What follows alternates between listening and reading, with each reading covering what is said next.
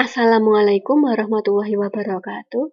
Hai anak-anak soleh-solihah, tetap semangat belajar ya. Pada pembelajaran tematik, kita akan belajar bersama tema 6, subtema 3, pembelajaran 2. Anak-anak dapat membaca dan memahami materinya di buku Bupena 4C, halaman 55 sampai 60.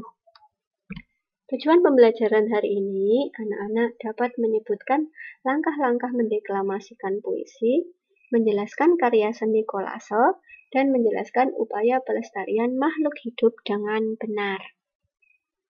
Baik, kita masuk ke materi ya anak-anak. Materi yang pertama, langkah-langkah mendeklamasikan puisi. Saat mendeklamasikan puisi, kita tentu menginginkan agar pendengar dapat memahami isi puisi dengan baik. Apa yang dimaksud dengan mendeklamasikan puisi? Ya, benar sekali anak-anak. Mendeklamasikan puisi berarti membacakan puisi yang disertai dengan gerak dan mimik yang sesuai.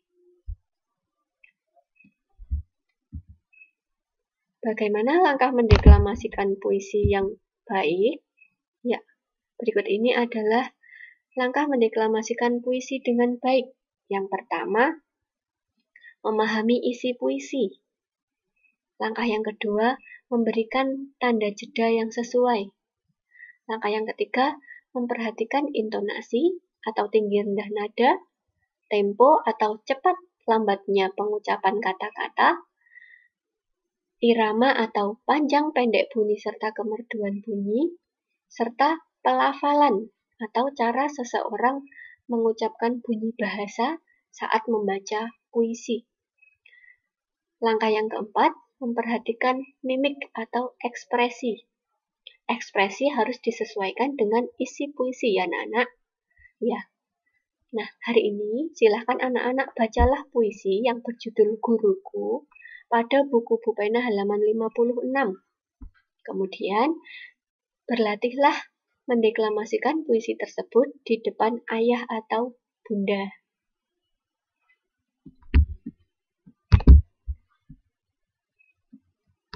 Baik, kita lanjutkan ke materi berikutnya. Karya seni kolase. Di sekitar kita banyak sekali barang bekas ya anak-anak. Ya, ada beberapa barang bekas yang memiliki nilai jual jika diolah menjadi karya seni. Misalnya kalender, majalah, dan koran bekas.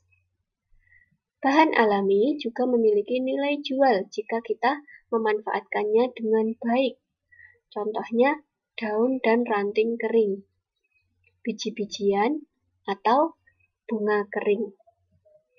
Kita dapat memanfaatkan semua bahan tersebut menjadi bahan kolase. Apa yang dimaksud dengan kolase? Ya, benar sekali anak-anak.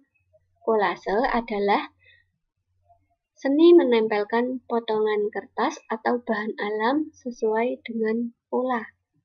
Nah, ini adalah contoh karya seni kolase yang berasal dari bahan alam daun ya anak. Kemudian yang ini juga karya seni kolase dari bahan alam biji-bijian.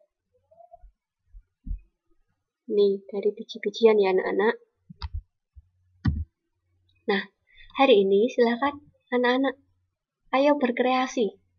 Siapkan bahan alam dan barang bekas, misalnya daun kering, biji-bijian, koran bekas atau majalah bekas, kemudian lem dan gunting, alat tulis, kertas gambar atau karton yang dilapisi kardus bekas.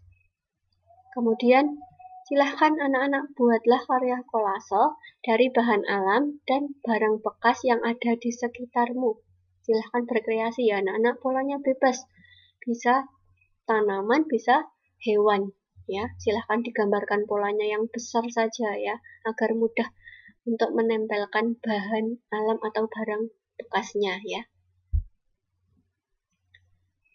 Baik, kita lanjut ke materi berikutnya, upaya pelestarian makhluk hidup. populasi beberapa jenis hewan dan tumbuhan menjadi semakin langka. Apakah anak-anak tahu apa penyebab kelangkaan hewan dan tumbuhan? Ya, berikut ini adalah beberapa penyebab kelangkaan hewan dan tumbuhan yang ada di Indonesia, antara lain sebagai berikut. Penyebab kelangkaan hewan. Yang pertama, hewan sering diburu untuk dijadikan hewan peliharaan, dijual, digunakan sebagai hiasan, serta obat. Yang kedua, hewan membutuhkan waktu berkembang biak yang cukup lama. Yang ketiga, habitat atau tempat hidup hewan dirusak oleh manusia, misalnya dibakar. Penyebab yang keempat, hewan tidak mampu beradaptasi atau menyesuaikan diri terhadap perubahan alam. Selanjutnya, penyebab kelangkaan tumbuhan. Yang pertama, tumbuhan dimanfaatkan terus-menerus tanpa ada usaha melestarikannya. Yang kedua, tumbuhan sulit berkembang biak. Yang ketiga, tumbuhan terkena hama. Dan yang keempat, tumbuhan mengalami kekeringan sehingga tidak memungkinkan untuk tumbuh dengan baik. Nah, lihatlah kondisi lingkungan pada gambar ini, anak-anak. Bagaimana kondisi lingkungan pada gambar tersebut? Ya, sangat memprihatinkan ya anak-anak. Nah, apa upaya yang dapat dilakukan untuk memulihkan lingkungan tersebut? Nah, perlu anak-anak ketahui, ada beberapa upaya pelestarian yang dapat dilakukan. Yang pertama, penegakan hukum terhadap perburuan hewan langka dan penebangan hutan. Kemudian yang kedua, penangkaran hewan dan pembudidayaan tumbuhan langka. Apa yang dimaksud dengan penangkaran? Penangkaran adalah upaya untuk melestarikan hewan yang terancam punah. Fungsinya sebagai tempat pengembangbiakan serta pemulihan hewan yang mengalami luka-luka dan trauma. Nah, apa yang dimaksud dengan pembudidayaan tumbuhan? Pembudidayaan dilakukan dengan cara memperbanyak tumbuhan langka melalui penanaman benih atau kultur jaringan. Lalu tumbuhan langka akan ditumbuhkan hingga cukup dewasa dan siap untuk ditanam di lahan yang membutuhkan pemulihan lingkungan. Nah, upaya yang ketiga adalah pelestarian secara in situ dan ex situ. In situ adalah pelestarian di dalam habitat aslinya, seperti cagar alam, hutan lindung, suaka marga satwa, dan taman nasional. Sedangkan pelestarian ex situ adalah pelestarian di luar habitat aslinya, seperti kebun binatang, kebun raya, taman safari, museum zoologi, dan herbarium.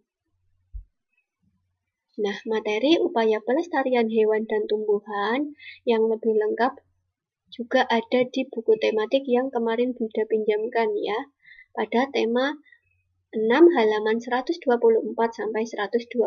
Silahkan anak-anak baca materinya ya. Kemudian tuliskan 3 upaya pelestarian tumbuh-tumbuhan dan tuliskan juga 3 upaya pelestarian hewan. Nah, demikian penjelasan materi dari Bu Ida. Selamat mengerjakan tugas. Wassalamualaikum warahmatullahi wabarakatuh.